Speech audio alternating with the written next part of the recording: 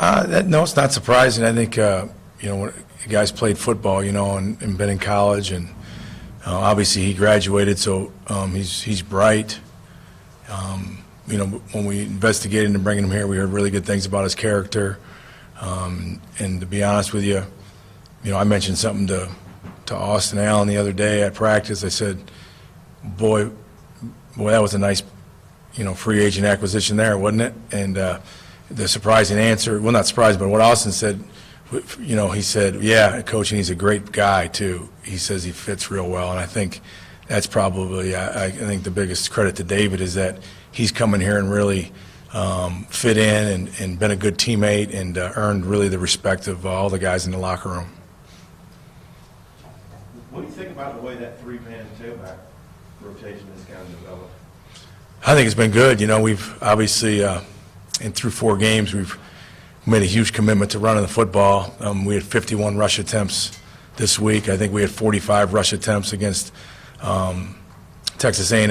I think we had 25 pass attempts against A&M and 26 pass attempts this last week. So, I think, with our commitment offensively to running the football first and foremost, and then, obviously you can't do it every down. You can't become predictable. You got to have balance, and you got to do things in the pass game against the people we play. But when you're going to run the ball as much and as frequent as we run the ball, to have 3 guys, I think, is essential, and I think it's good. They all got pretty much, I think 10 to 12 to 15 carries this past week. Mix in, some wide receiver stuff and some supplemental runs in there, miscellaneous runs we call them, and I think it's awesome that we have 3 guys that can feed off each other. They have different running styles. They do different things well, and it's a good group. You got Stewart and Jones more involved in the passing game. What do you think of that? And what about those guys? Really, it'll really help us. Jonathan Nance had emerged. Jordan emerged a little bit against A&M running the ball. You saw his athleticism.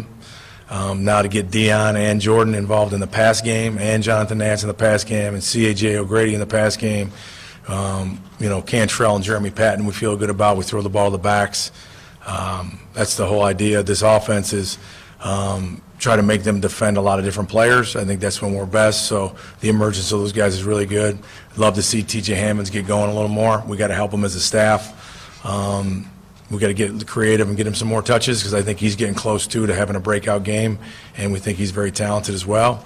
But that will only help our running game. We want to run the ball, and then all of a sudden, bam, you're play action it, and you're getting some shots. Throwing bubbles to Dion and Jordan. Those guys got great speed. You can stretch the field horizontally now as well, and it all fits in really nicely when it's working. Joe, you got up the ball on the jet plays the week before. Even though you didn't pass it to him in that game, you think that helped him, for touches? Absolutely, confidence. I think he had a couple long runs in that game. I think everything, you build confidence, whether it's running the ball or catching the ball, just making plays and having the ball in your hands. I think, especially when you're a young player like Jordan. Jordan has, as a freshman, he's got 3 years after this year, and he's just getting started this year.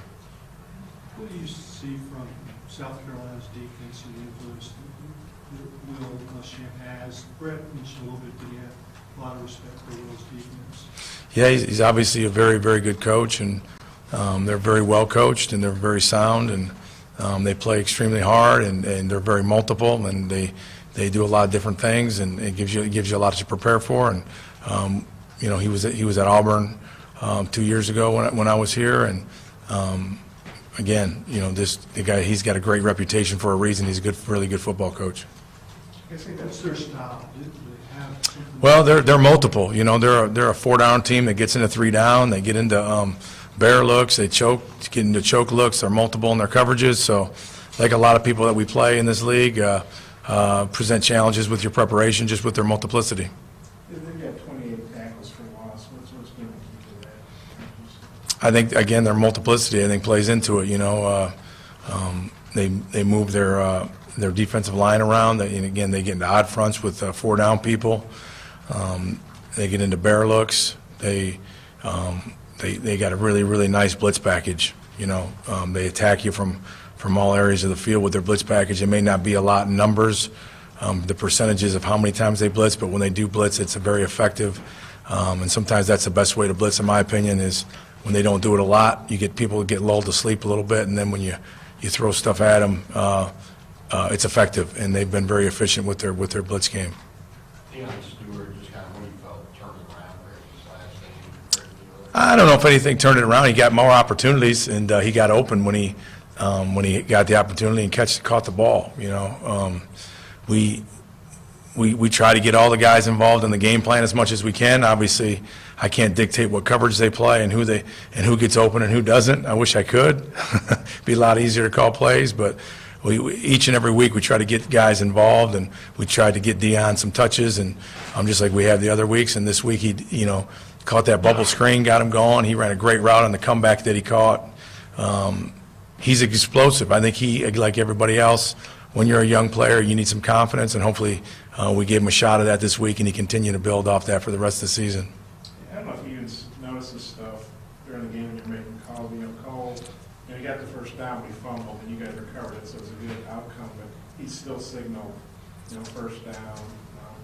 You notice that? You get a kick out? No, we were discussing the fumble, so I didn't see the signal. But thanks for telling me. We'll talk about that now. Okay, don't tell him where you heard it. Yeah, I won't tell him where I heard it. Probably won't get back to him. You know what? He fumbled, and obviously we can't have it. But he's a competitor. He bounce back. He will bounce back. He's going to have a role. We're going to do different things with him. He's a tough guy. Love his enthusiasm and his competitiveness. That's what makes Cole Cole. That's, I think, what separates him a little bit from other people is just his want to compete and play. He loves to play. How do you feel about the offensive line coming out the last week? Really good. Again, 51 rush attempts. I think in our called rush attempts, we averaged, I think against A&M, we averaged 7.1 yards a carry, and last week was 5 point something. So did a good job against a multiple team that blitzed about 60% of the snaps. A lot of different looks, different fronts, getting in odd fronts, even fronts. They hadn't run any corner blitzes this year. In the second play of the game, they ran a corner blitz, and then we saw several of them throughout the game. So our guys made adjustments on the sidelines, but they're doing a good job. We're playing multiple guys in there. Paul Ramirez is playing. Ty Clary continues to get better. Johnny Gibson's moving from tackle to guard.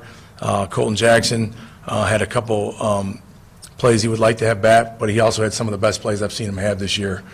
Pulling, getting after a corner, the strain, the physicality. Franks continues to play very well. Yelda's playing well.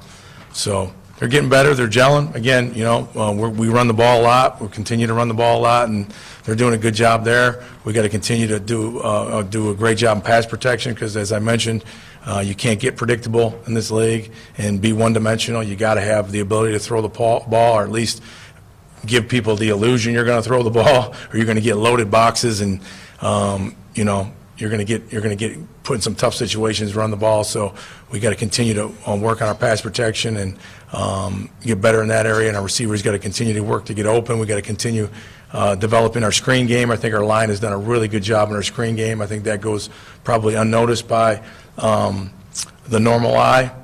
Just the ability, the timing, the ability to get out in front and to get on people and block them, I think is a skill. I think Kurt Anderson's done a tremendous job last year and this year teaching our guys timing and the exact details of our run game of our screen game, and I think that's been a real nice added dimension to our offense. I know David's valuable on the field for you guys, but for a lot of guys that haven't been to South Carolina, what kind of value can you bring in game prep this week for what you guys are going to do? Great point. I think he can talk to our guys about the environment, about the locker rooms, about what to expect and not to expect. Obviously, you see the tape, so you see the X's and O's and all those things. You may not need him for that. He can maybe give you a word or two of strengths and weaknesses of a couple guys if he needs to do that. But I think just the overall environment, atmosphere, and everything, I think it could be a really good plus for our guys to hear about some of that. As you mentioned,